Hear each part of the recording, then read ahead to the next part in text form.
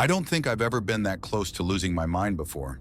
And what's worse is, I still don't know if it was actually real or if my brain made it up to protect me.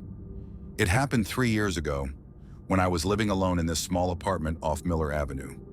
I just moved out of my parents' house, finally on my own.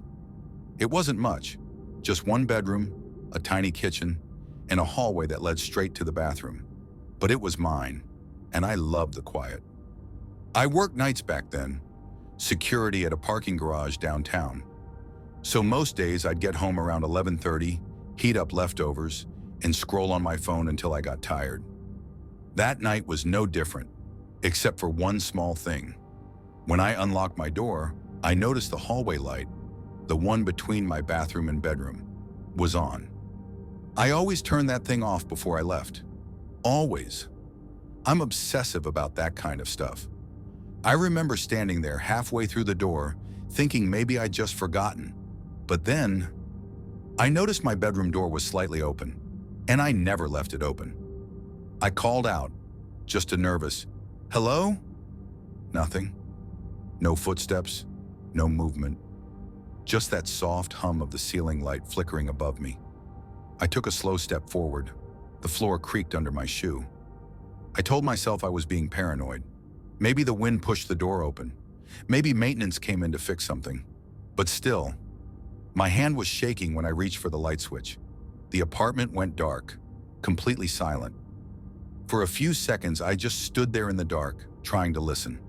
And then, the hallway light turned back on. I froze. I swear to God, I hadn't moved a muscle. The light just clicked on by itself. That's when I felt something. That crawling sensation that runs up your spine when you know someone's watching you. I slowly turned my head toward the end of the hallway. My bedroom door was now wide open. I remember whispering, "Who's there?" My voice cracked halfway through, and then a shadow moved across the wall. Not a flicker from the light, a shadow of someone. It passed right in front of my bedroom doorway. I didn't even think. I ran, grabbed the handle and slammed the front door shut behind me. I didn't stop until I was halfway down the stairwell, heart hammering so hard I thought I'd pass out. I called the police. They came, searched the place top to bottom, nobody inside, nothing stolen, no signs of a break-in. The window locks were all still in place. One of the officers even smiled and said, "Probably a power surge, man. Happens in these older buildings." He didn't see my face when he said that, because if it was just the light, then how did my bedroom door open wider while I was standing right there? They left after 15 minutes. I checked the apartment myself afterward, still shaking. Every corner, every closet. When I reached the hallway again, the light was off this time. But as I turned to go back into my bedroom, I noticed something. Just under the door frame, where the light had been hitting the floor earlier, there was a small smear of mud. Like someone's wet shoe had stepped there recently, and my shoes were by the door. I didn't sleep that night. I sat on the couch with a knife and my phone in my hand until the sun came up. I moved out a month later, never went back for the deposit, didn't even tell the landlord what happened. But you know what still bothers me? Every now and then, when I wake up at night in my new place, there's a faint light shining from under my bedroom door. The same soft yellow glow, like someone's standing in the hallway. And when I check the camera later, I'm already standing there.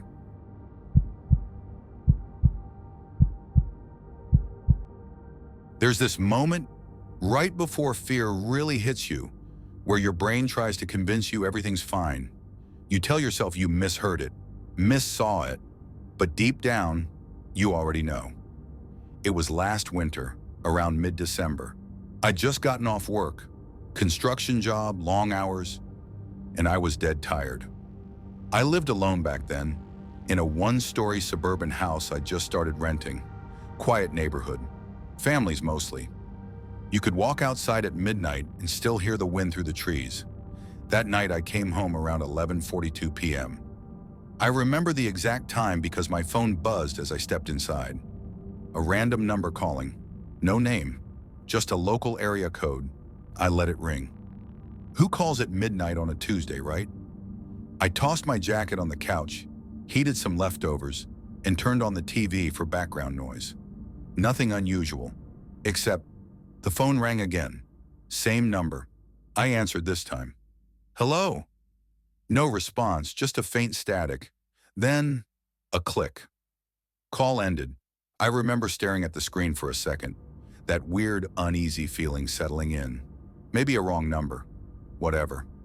About 20 minutes later, I was brushing my teeth in the bathroom when I heard the phone buzz again. Same number, still no name. I let it ring this time. When it stopped, I looked up, and I swear, in the mirror behind me, I thought I saw a movement. Just a quick blur by the hallway.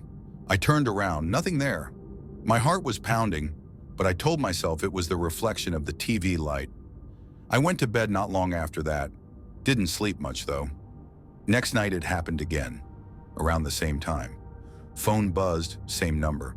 But this time when I answered, there was a voice. A man's voice. Low, calm. He said, "I can see you." I froze. I didn't say a word, just listened. Then he whispered, "Don't move," and the line went dead. I remember dropping the phone on my bed. My whole body went cold. I ran to the window, looked outside. Nothing. No cars, no movement. Just darkness. I checked every door, every window. Locked. I even turned on every damn light in the house. But when I got back to my bedroom, I noticed something I hadn't before. The small mirror on my nightstand, the one facing the door, had a faint fingerprint right in the middle of it. I never touched that mirror. I cleaned it, tried not to think about it, but I couldn't shake the voice. It sounded so close, like the guy was standing right behind me when he said it. I tried calling the number back the next morning. It was disconnected. Over the next few days, nothing happened. No calls, no weird noises. I started to convince myself it was a prank or a dream. But then, that Saturday night, I was sitting in the living room watching TV when my phone buzzed again. Same number. I stared at it for a long time before answering. Static, then breathing. Very slow, very deliberate breathing, like someone was inches from the mic. I finally shouted, "Who the hell is this?" And right after I said that, the hallway light flickered. I looked up, and through the reflection of the TV screen, I saw movement in the hallway again.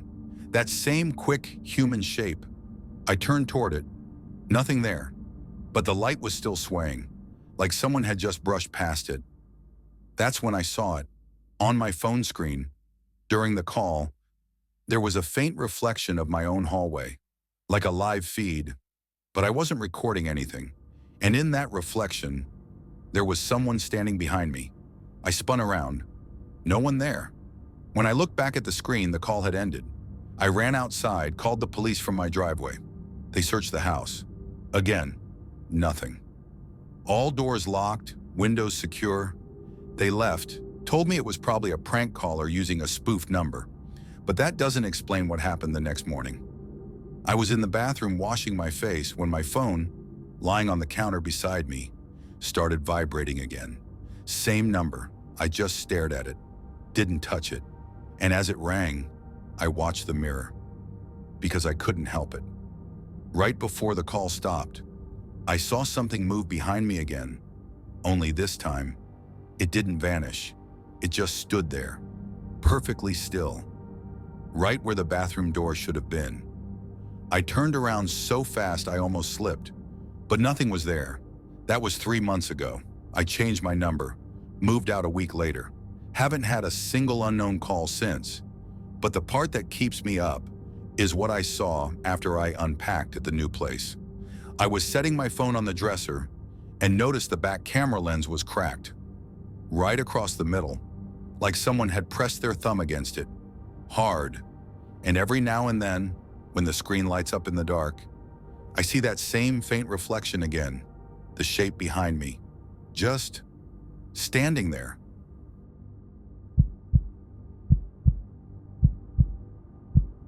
I think the worst kind of fear is when you start realizing how quiet the world can be when you're truly alone. No traffic, no voices, just the sound of your own heartbeat reminding you something isn't right. This happened last fall. I'd been working nonstop in the city and needed a break, so I booked a week off and rented this small countryside home off an app. It was about 2 hours from town, surrounded by trees and open fields. No neighbors nearby, at least that's what the listing said. When I got there, it was almost sunset. The air smelled like rain and old wood. The place was simple: one bedroom, an old kitchen, and a back porch that looked out over a huge empty field. It felt peaceful, at first. The first night was fine. I made dinner, read a little, fell asleep on the couch. But around 2:30 a.m., I woke up to this sound, a faint tapping. At first I thought it was the window, but it was coming from deeper in the house. Slow, uneven taps, like someone drumming their fingers on wood. Then it stopped. I checked the whole house with my phone flashlight. Nothing. Just wind, I told myself. But I couldn't fall back asleep. The next morning I was out on the porch drinking coffee when I noticed it. Across the open field behind the house, another building looked like an old farmhouse, maybe 100, 150 yards away. The windows were dark, roof half caved in. I hadn't seen it when I arrived. There was no driveway leading to it, no visible path, just grass. Still, something about it caught my attention. I stood there for a while staring, and just for a second, I thought I saw something move behind one of its windows. A pale shape, gone as soon as I blinked. That night, the tapping came back. Same pattern, slow, deliberate. It sounded closer this time. I lay in bed, staring at the ceiling, trying not to breathe too loud. Then came another sound, a single creak from the hallway floorboards. I sat up immediately, listened, nothing else. But that one sound, that was enough to tell me someone was inside. I grabbed the kitchen knife and slowly made my way toward the sound. The house was completely dark except for the dim porch light spilling through the window. My shadow moved along the wall as I stepped into the hallway. Then, the tapping started again. Right behind me this time. I spun around, and it stopped. The house was silent again, but I could feel it. That cold, electric stillness you get when someone's in the same room as you. I waited. 10 seconds. 20. Then a floorboard creaked from the living room. That's when I saw it, through the window behind the couch. A faint light, like a lantern, swinging back and forth across the field. Someone was walking from the other house, toward mine. I backed up, breathing hard, trying to stay quiet. The light kept moving closer, step by step. Then it stopped about halfway across the field. The lantern went out. I remember whispering to myself, "Please be my imagination. Please." I turned off every light, locked every door, and sat on the floor with my back against the wall. Nothing else happened that night. By morning, I tried convincing myself it was a hunter or a local farmer. But when I went out to check, there were no footprints, no lantern, just flattened grass leading halfway across the field, and then stopping. That evening, I decided to pack early. But when I opened my laptop to check out of the rental app, the Wi-Fi was gone. No signal, no service, nothing. I don't know what made me look outside again. Curiosity, maybe.